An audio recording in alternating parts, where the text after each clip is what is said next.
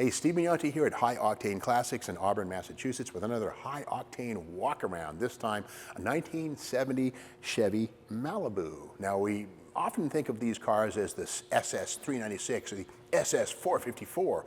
Well, they weren't all big block muscle cars. In fact, this one is a 350 small block car. With that said, it's got a very special surprise inside. Before we get to that, 1970, of course, was the third model year for this styling cycle, 68, 69, 70, and went through 72. But for 1970, Chevrolet sort of changed things up a bit and changed the B pillar here from a reverse angle in 68 and 9 to this more formal vertical shape seen here. And the vinyl top, as always, was popular. I would say probably something like 60% of all two-doors got the vinyl top. We see it right here. And this car is very original in almost every way. We'll get to that in a second. But again, this is not a super sport, not an SS. It's just a regular Malibu, which is cool. Now keep in mind, in total, there were 487,582 Chevelle Malibu wagon convertible four-door two-door. That's a bunch of cars, but only 45,371, or about 1 in 10, had something that we're going to find inside this one. Let's look now. And here it is. The big deal inside this one, many things, but mostly is the 4-speed manual transmission. Yep, somebody spent about $184 extra for the Muncie M20 wide ratio. Notice how the shifter doesn't say Hurst on it. It says Muncie on the side. It's actually stamped in. That was a factory thing. And again, this is a very uncommon 4-speed manual transmission, including super sports, maybe 1 in 10 Chevy A-bodies got a 4-speed in 1970. The reason is that in 1970, the insurance industry started to crack down. The reality is, when muscle cars were sold with manual transmissions throughout the 60s, they generally were driven more aggressively. And so if you had a 4-speed manual in your muscle car or any car in 1970, you paid a surcharge for the higher rate that the risk that you might be. So crazy but true, 4-speed is very uncommon, especially not in an SS. Now this one does have the SS style bucket seats and center console. But remember, the Astro buckets and center console were not standard in any Chevy in 1970. You paid extra for these buckets. So even though you see buckets here, it doesn't make this an SS. In fact, it's not a super sport, which makes it all the more unusual. Even down to the super sport style full instrumentation. But again, this instrument cluster here with all the gauges was available in any Malibu, not just the SS. And again, it was optional in super sport. So it's kind of an interesting reality check that we have going on right here. 4-speed small block Chevelle Malibu. And speaking of that small block, let's peek under the hood. Pull those pins and lift that hood. And there it is, the 350. Now the 350 is a strong small block, of course. The small block debuted in 55 at 265 cubic inches, grew to 283, then 327, and for 67, the 350 was born. Very strong, good light engine, lots of torque, decent RPM capability. This one is equipped with air conditioning.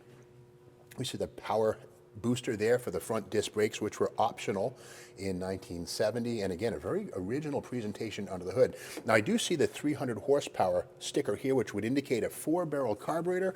And I do see a Rochester Quadrajet beneath that. And we'll have a peek in a minute to see if that's original to this car or not. But again, the 350 and the 4-speed, very uncommon. Again, only 45,371 Chevys were built with a 4-speed manual transmission in the midsize line in 1970. Very, very uncommon, like 1 in 10. And that's an M20 4-speed, which is the wide ratio with a 252 first gear for better acceleration away from stoplights, a little longer clutch life too.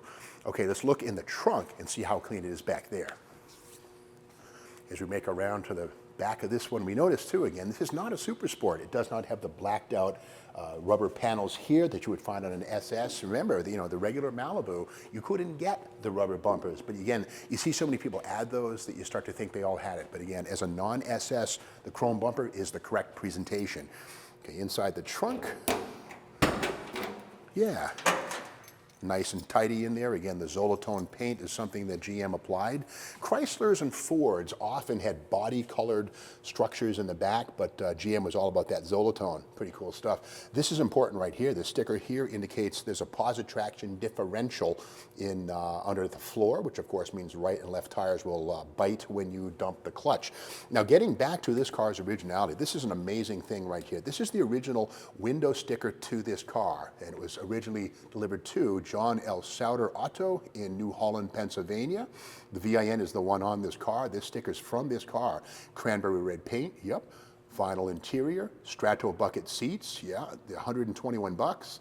The floor console, the door edge molding, but most importantly, well, we see, of course, the 4-speed right here, 184 bucks, and above that, we see posi-traction axle for mere $42.15. And again, that was an option, even on Super Sport.